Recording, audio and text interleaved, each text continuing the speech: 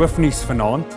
Iran het sy eerste direkte aanval op VSA geloods deur die land se militêre basisse in Qatar en Irak aan te val.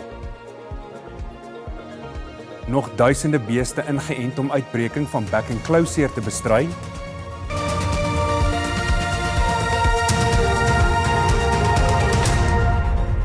Goeienaand en baie welkom by die Afrikaanse nuus.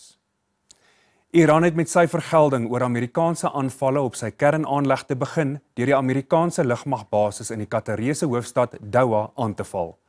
In 'n verklaring sê die Iranse weermag hy sal terugslaan as die land sy soewereiniteit en nasionale veiligheid bedreig word.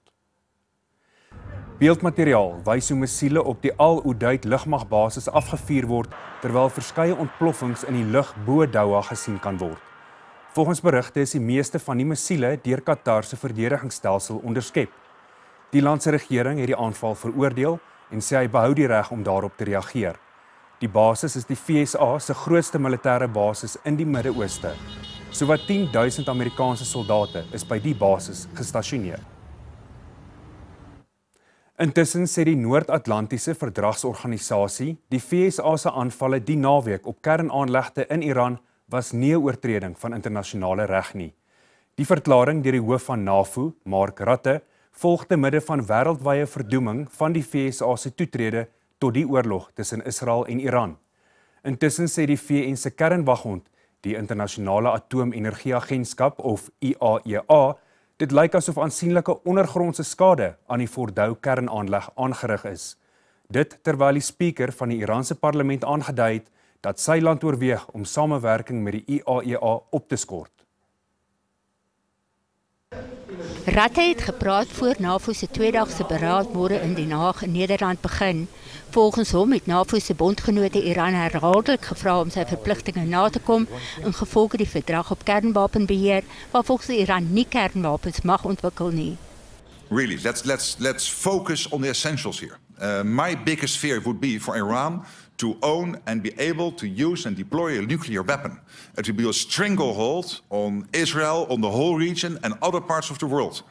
And that is why NATO has said Iran should not, and this is a consistent position of NATO, Iran should not have its hands on a nuclear weapon. Vroeger vandag het die hoof van die IAEA, Rafael Grossi, 'n beroep gedoen dat onderhandelings tussen Iran en die VSA oor Iran se kernprogramme hervat moet word. There is still a path for diplomacy. We must take it. Otherwise, violence and destruction could reach unimaginable levels, and the global non-proliferation regime that has underpinned international security for more than half a century could crumble and fall. Grossi sê niemand kan in die stadium die skade bepaal wat die Amerikaanse aanvalle aan die Fordow kernaanleg aangerig het nie. No one, including the IAEA, is in a position to have fully assessed the underground damage at Fordow. Given the explosive payload utilized and the extreme vibration-sensitive nature of centrifuges, very significant damage is expected to have occurred. Gisteraand het Rusland, China en Pakistan 'n konsepresolusie voorgelê tydens 'n noodvergadering van die VN wat die onmiddellike beëindiging van die konflik tussen Israel, Iran en die VSA eis. Tydens die vergadering het die Iranse ambassadeur by die VN, Israel en die VSA daarvan beskuldig dat hulle diplomatie vernietig. NPT, a cornerstone of non-proliferation regime, has been manipulated into a political weapon instead of granting parties legitimate right to peaceful nuclear energy. It has been exploited as a pretext for aggression and unlawful action that jeopardize the supreme interest of my country. In Moskou het die Russiese president Vladimir Putin aan die Iranse minister van buitelandse sake Abbas Araghchi gesê sy land is gereed om die mense van Iran te help. Putin sê daar is geen gronde vir die aggressie teen Iran nie. En nou vir nuus pas in. Verskeie sterftes is aangemeld na oor en weer skietery tussen die polisie en beweerde misdadigers op die R61 by Mthatha in die Oos-Kaap. Die pad is vir verkeer gesluit. En in die Randburgse Landdroshof is die saak teen die 12 verdagtes in die moordsaak van die ondersoekbeampte van die Valke, luitenant-kolonel Frans Matipa, tot volgende Dinsdag uitgestel. Matipa is in 2023 op die N1 naby Hammanskraal doodgeskiet terwyl hy die ontvoering van die beweerde ISIS-leier Abdullah Abadiga van die Mall of Africa in Midrand ondersoek het. Een van die verdagtes is 'n afgetrede weermag-generaal. 'n Verdagte is gister op die OR Tambo internasionale lughawe in hegtenis geneem en nog een in Centurion. Die ander 10 het hulle self vanoggend aan die polisie oorgegee. Al 12 word van moord en ontvoering aangekla en bly in aanhouding tot hulle volgende hofverskyning.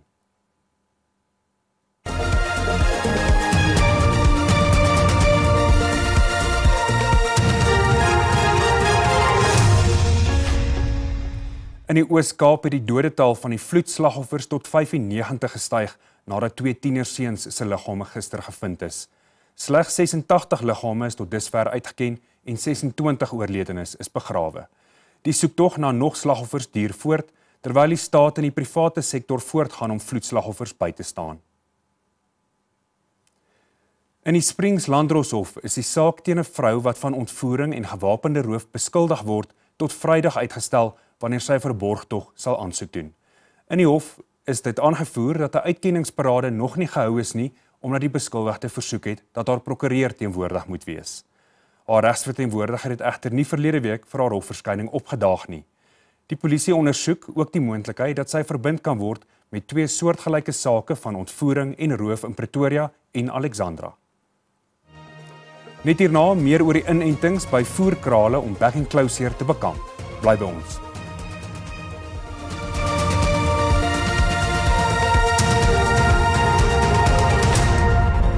Welkom terug. Sowat 3000 kernbeeste wat met die back and closure siekte besmet is by die Heidelberg voedingskrale ingeënt.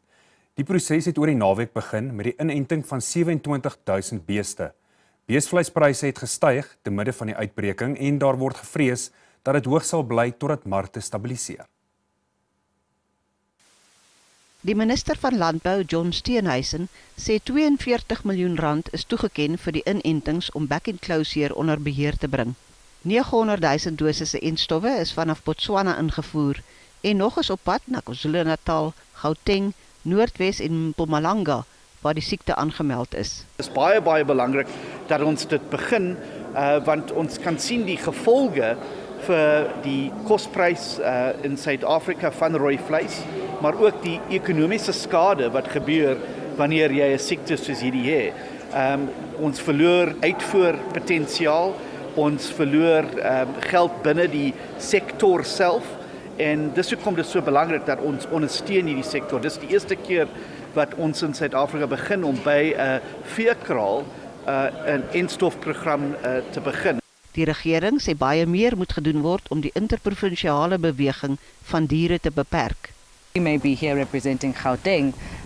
We are susceptible to animals that move from all parts of the country, and I think the interprovincial borders themselves are actually the weakest because they don't really exist. So that's really where we need to do a lot more work and recognize that when the international community and our export countries see us, they see us as one country.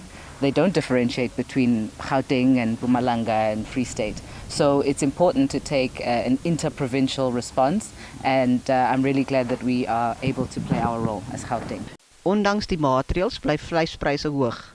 Slagtery sal na verwagting oor 4 tot 6 weke weer kan begin. Once we vaccinate a herd, it can start slaughtering at about 6 weeks. The meat should just be matured and deboned to inactivate whatever remnants of virus that could still be present in the carcass. En ek dink daar's 'n groot potensiaal binne die bedryf van rooi vleis in Suid-Afrika en dis in hulle belang om seker te maak dat hulle werk saam met die regering, want ons sien groot potensiaal vir groei in die rooi vleis sektor in Suid-Afrika. Steenhuisen sê die Landbou Navorsingsraad is in die finale toetsfase om sy eie enstof te ontwikkel. Plaaslike regerings in Suid-Afrika is by 'n kruispunt. Talle munisipaliteite is wanfunksioneel, onvolhoubaar en bankrot weens swak bestuur en gebrek om skuld in te vorder. Die minister van Samewerkende Regering en Tradisionele Sake, Belenkosini Slabisa, het voorgestel om die 1998 wetskrif oor plaaslike regering en die relevantie daarvan te hersien. Slabisa sê die befondsingsmodel van munisipaliteite moet verander.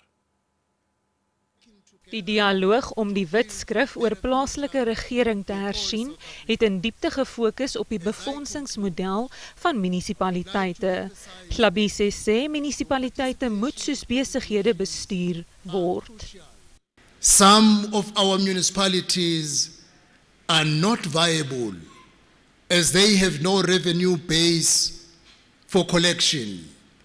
As a result, they are classified as distressed, and some of them are literally bankrupt. Politieke partye het tot volgende maandag tyd om voorleggings oor die toekoms van die plaaslike regering te maak. Die ouditeur-generaal Tsakani Maluleke bevraagteken of burgemeesters en speakers uit politieke geleedere kom. I just want to put on the table that our reflection as an audit office is this. The 1998 white paper was fantastic. It's good to review it, but that must be followed with a very bold and courageous assessment and recommitment to implementing it. And implementing it, as I see it, is going to take the political parties genuinely thinking about whom are we deploying to take on the roles and responsibilities in the municipal space. Die wetskrif oorsig bevraagteken ook of Suid-Afrika werklik meer as 256 munisipaliteite nodig het, waarvan sommige disfunksioneel en nie finansiëel lewensvatbaar is nie. Die munisipale afbakeningsraad moet hieroor sy voorleggings gee. Gauteng gaan betroubare data inspan om sukkelende munisipaliteite te help om begrotings en ekonomiese ontwikkeling beter te beplan. Die provinsiale tesourie en die konsultasiefirma Ernst & Young het die eerste provinsiale munisipale ekonomiese oorsig en vooruitsigverslag, oftewel MERU-verslag, bekendgestel. Maar hierdie is vol vertroue dat die verslag waarde sal toevoeg tot die werk van munisipaliteite waar die hulpbronne nie altyd doeltreffend toegewys word nie en tot swak dienslewering lei. That's going to be a useful information for municipalities when they plan. It will be important for them to know what is it that they need to do to attract investment. It will be able to help business and those who want to invest to understand what is it that municipalities are doing to deal with issues of energy, issues of road infrastructure, water, amongst others. Die verslag dek indiensnemingstendense en beleggingsstatistieke, asook die impak van globale en nasionale ontwikkelings. Daar is onder andere bevind dat werkloosheid in Johannesburg steeds hoog is, al het ekonomiese aktiwiteite na die COVID-19 pandemie hervat. We do see that City of Johannesburg's economy is expected to grow by 2.4% in 2024. This was at the time forecasted last year, so there's likely to be some moderation given the kind of economic outlook. But we do see, it's still really critical, City of Johannesburg, in terms of its contribution to investment in the province. So it really is this kind of key driver of Gauteng province's growth. Die Suid-Afrikaanse Vereniging van Plaaslike Regerings het die verslag verwelkom. This MERU provides us a clear reference of what are the pressure points across all our metros and the district, through which out of our planning processes, be it the IDP and the allocation of the actual resource through budget. Volgens die provinsiale regering beklemtoon MERU die waarde van vennootskappe tussen die openbare en private sektor. Die leier van Action SA, Herman Mashaba, sê 'n mislukte regering is te blameer vir die gebrek aan skoon water en krag in Alexandra in Gauteng. Die party het 'n landwyse veldtog begin wat daarop wil fokus om verwaarloosde gemeenskappe soos Alexandra weer op te bou. Diensleweringsprobleme op plaaslike regeringsvlak is oral te sien in gemeenskappe soos Alexandra. This is a very sphere of government closest to the people, and yet it is where mismanagement, incompetence, corruption are mostly acute and felt by the communities. Across South Africa, signs of failure are everywhere. In Amanskral, where I come from, residents were left to drink contaminated water while officials sat on their hands. Die reuk van rou riool hang swaar in die lug met inwoners wat daaglikse ontberings in die gesig staar, soos gebrekkige water en elektrisiteitstoevoer en onvoldoende sanitasiestelsels. Impilo yethu inzima mama. Okokuqala asinamanzi. Hy sê die lewe is glad nie aangenaam nie. Hulle het eerstens nie water, toilette en elektrisiteit nie. Hy sê hulle leef onder slegte toestande en mense word elke dag hier doodgemaak. Sy sê hulle soek toilette, water en elektrisiteit. Dit is al wat hulle van die regering vra. En dit is nie veilig vir 'n kind om hier te woon nie. Daar is oral slaggate. Sy sê ongelukke maak die kinders dood as gevolg van die paaie. Tshwane se burgemeester sê die stad Johannesburg kan behulle kom kers opsteek. Let me be clear, in the city of Tshwane we are not claiming perfection. There's still a long road ahead, but we are proving every day that where Action SA governs, things can get better. And that is why we are launching this campaign nationwide, because Tshwane should not be the exception. Every city and town in South Africa deserves leadership that is ethical, decisive and accountable. We believe in what we call service deliverism, the simple idea that government must be judged not by what it promises, but by what it delivers. Action SA gaan binnekort sy burgemeesterskandidaat vir Johannesburg aankondig.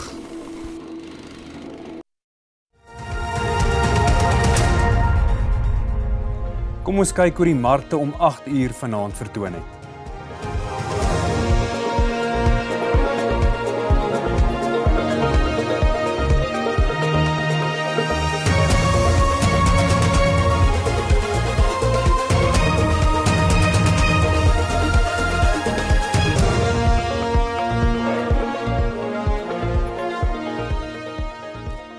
Dit is maak of breek vir die Proteas vroue in die laaste T20 wedstryd teen die Windies in Barbados.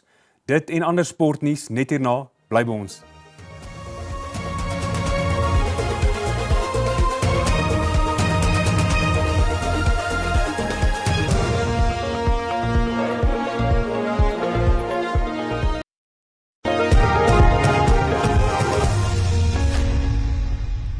Die Suid-Afrikaanse vroue kriketspan en die Wes-Indiese eilande spook tans sake uit in die derde en beslissende T20 internasionale kragmeting tussen die twee lande in Barbados. Die Proteas het die eerste wedstryd met 50 lopies gewen, maar die Windies het met die tweede met 6 paaltjies beklink. Ons kyk hoe sake nou staan by Cavehill. Banyana se afrigter, Desiree Ellis, is vol vertroue dat haar span die Afrika Vroue Nasies bekertitel in Marokko suksesvol gaan verdedig. Ellis het die 26 spelers bekend gemaak wat tussen 5 en 26 Julie aan die WAFCON toernooi gaan deelneem. 24 spelers vertrek môre na die noorde van Afrika met 2 spelers wat op 'n gereedheidsgrondslag agterbly. Die span verteenwoordig 'n goeie mengsel van jeug en ervaring. Ellis het baie tyd met die aanvanklike groep van 46 spelers deurgebring en die groep later tot 28 gesny. Net 14 van die spelers in die finale span was in die groep wat die WAFCON-titel 3 jaar gelede verower het. Suid-Afrika is ingedeel in groep C, saam met Ghana, Mali en Tanzanië. Enige toernooi wat jy naartoe gaan, is het belangrijk om die eerste wedstrijd te winnen. In 2018 en 2022 het ons onze eerste wedstrijd gewen. En het een beetje makkelijker voor ons gemaakt. Ons kon die spelers een beetje rotate en ons kon baie van die spelers spelen en zeker maken. Je weet dat onze players baie vars blij. Je weet voor die uitkloppen pad van die toernooi.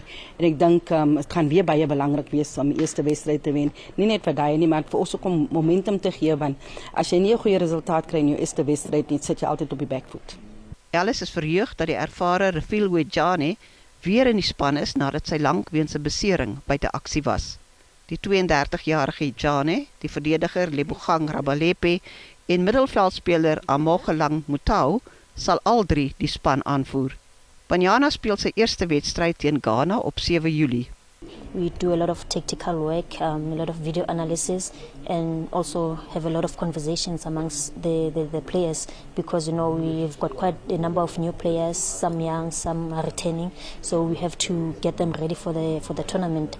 So it's a work in progress, but by the time the tournament starts, we'll be ready. I think it's a common cause that we are defending champions and we want to retain our title. I think that's the sole mandate for the team, and of course we are confident that we can defend it. Banyana is 'n jaar lank reeds besig met sy voorbereiding en het 10 vriendskaplike internasionale wedstryde gespeel.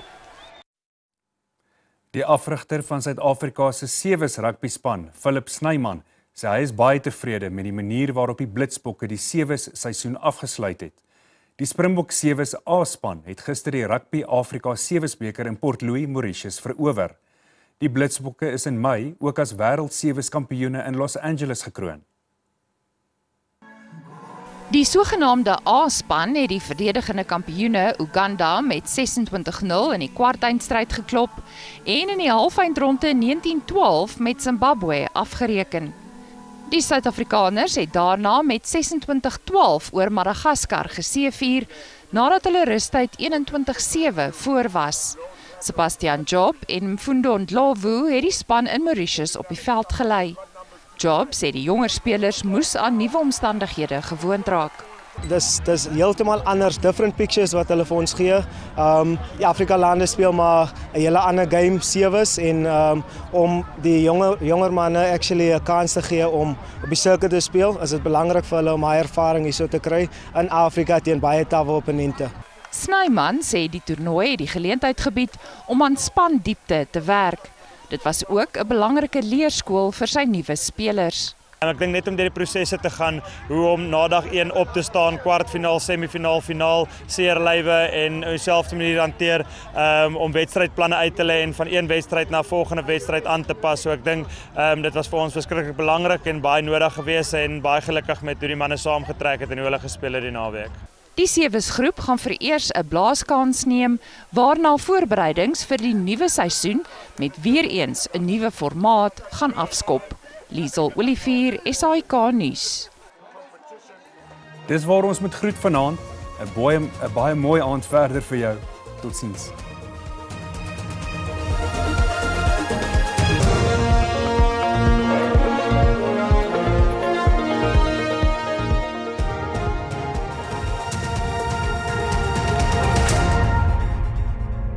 Goeienaand en hartlik welkom by die Weersentrum. Vanaand verwag ons 'n kans vir ligte reën oor Kaapstad en die suidelike punt van Suid-Afrika. Dit sal gedeeltelik bewolk wees in die suidelike dele van Suid-Afrika en 'n baie sterk wind wat kan voorkom hier langs die Ooskus, en dan hierdie is dan die temperature en ook die reënval en wind vir vannag. Nou kyk ons na môre, en dit is oggendmiskolle oor die Noord-Kaap, die Wes-Kaap, hier langs die Oos-Kaap, en dan gaan dit ook gedeeltelik bewolk wees oor 'n groot gedeelte van die suidelike gedeeltes en oor die Wes-Kaap waar dit gedeeltelik bewolk sal wees, en dit is dan vir môre. Ons kyk nou na 'n waarskuwing wat uitgereik is, en dit is vir hoë duinings en 'n baie sterk wind wat kan voorkom hier langs die kuslyn van die Oos-Kaap, en dan nog steeds die hoë duinings wat kan voorkom môre in die omgewing van Klebega. Nou kyk ons na die temperature oornag vir Pretoria, en dit sal in Pretoria 6 oornag wees, in môre middag 21, in die omgewing van 21 ook vereniging, en dan mooi weer oor die grootste gedeelte van hierdie provinsie. Ons beweeg na die noorde, warmer dae, in Musina 26 môre middag, 24 vir Phalaborwa, en dan oornag in Thabazimbi koud 1, later 25. Ons volgende provinsie is Mpumalanga, effens koeler dae, 15 is die maksimum vir Ermelo, Standerton oornag 1, later 16, en dan ook 21 vir Mbombela, en dit is dan vir môre middag. Die volgende provinsie is KwaZulu-Natal, en temperature net bo 20, hier langs die kuslyn in Durban 22, Kokstad oornag, gedeeltelik bewolk daar 4, later 19. Nou in die Oos-Kaap, en dan onthou ons ook van die waarskuwing wat uitgereik is, baie sterk wind hier langs die kuslyn, in Klebega 20, Willowmore oornag 3 later 19. Die westelike helfte van die Oos-Kaap waar dit gedeeltelik bewolk sal wees. Nou in die Wes-Kaap, en daar kyk ons na temperature van 22, 21 in Vredendal, 16 môre middag vir Kaapstad en dan 23 vir Mosselbaai en dan ook bewolk oor die grootste gedeelte van die provinsie. Ons beweeg na die Noord-Kaap in Appington, 'n maksimum van 25, baie koud oornag in Sutherland, -4 en later 16, nou terug in die binneland in die Vrystaat waar dit ook baie koud sal wees oornag, in Vicksburg -3, Wepener -2, 17 môre middag en dan die laaste provinsie en ons weervoorspelling is Noordwes, ook koud oornag in groot gedeeltes, Bloemhof 1, Wolmaranstad 2, 21 is die maksimum daar en dan vir Tosca daar in die noorde 24. Dis al van die weersentrum, goeienaand.